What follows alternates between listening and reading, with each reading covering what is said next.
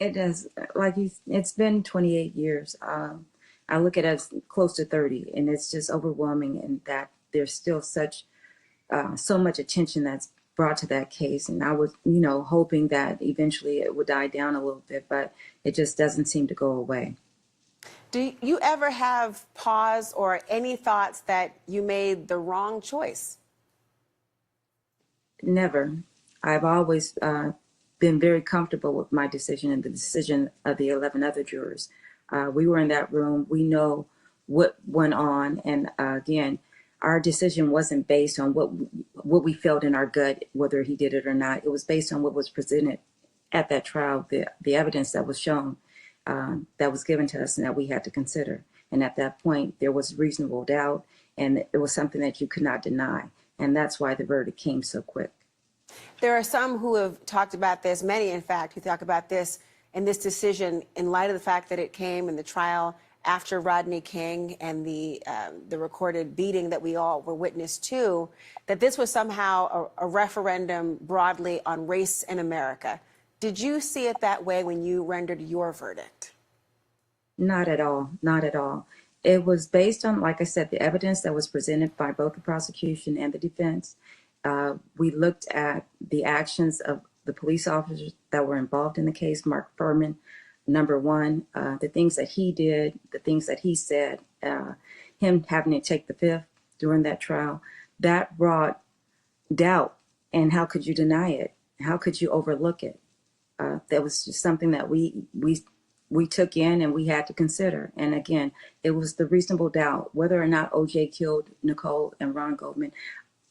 I don't know. I'm not sure of that. I'm not certain of it. I can't say for certain that he did, but there's definitely reasonable doubt that we had. And I'm very comfortable with the decision that I made. Did you get a sense from any of your jurors that what happened to Rodney King was considered at all during your deliberations?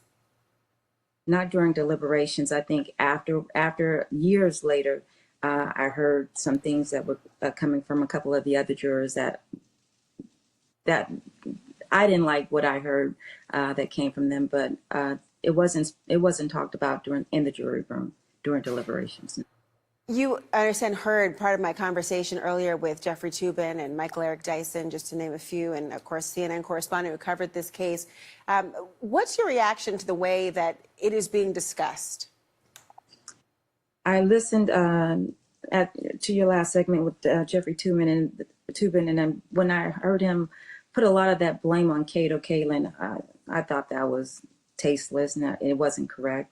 I don't think Kato Kaelin's testimony favored OJ Simpson at all. I think he, said what he thought happened that night, showed Detective Furman where he was and, the things that he heard.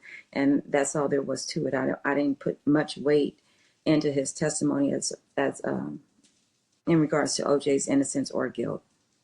What did you make of the performance of the prosecution team, Marcia Clark, Christopher Darden, compared to what was described as the dream team, defense counsel, led by, of course, Johnny Cochran on behalf of OJ Simpson? Were you looking and evaluating their performances?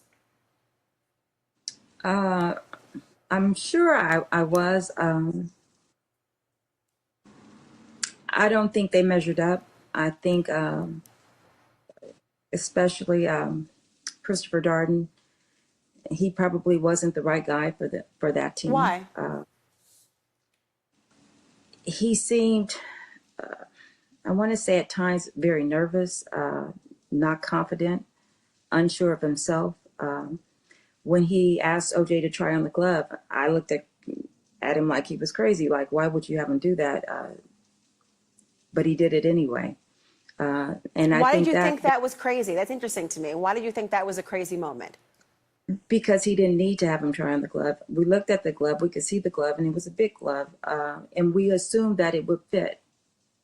So when he had him try it on, and it appeared to be tight or too tight, it was just something that backfired. It was something that he did not need to do.